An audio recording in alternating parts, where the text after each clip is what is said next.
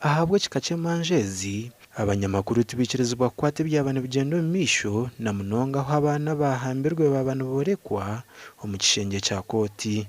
The session is going to handle 60 cases, and out of those 60 cases, only 4 women are participating in the session as suspects. The majority are men. With the cases that are going to be handled range from aggravated defilement, trafficking in person, aggravated trafficking in persons, murder and rape, but the majority of them are defilement cases, aggravated defilement. District ya Bushenyi niyekirizeyo emishango mu ihanga ryona aho abana bato bahambirwe. Bushenyi was selected based on the statistics that are always compiled to know how many cases of that nature arise from a given district to an area, and Bushenyi was found to have a lot of aggravated defilement cases.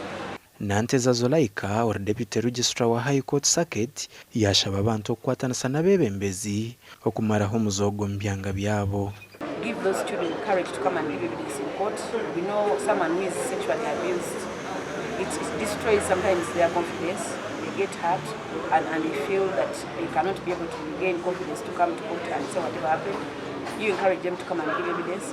I am sure at the end of the day, everyone will get what they deserve. Faith Amanya Betega or Senior Probation Officer wa District ya Bushenyi yashobora nguburizo ba Office ya Probation mu District yona nekora hamshangwe rukuhiki 10.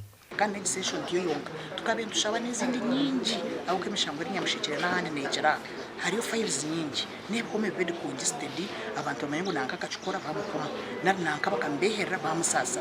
So ichicho mweno wanje no mugisharuya inisima rahanga habwa cottage. Gasha kwa Adolfa Yoreka.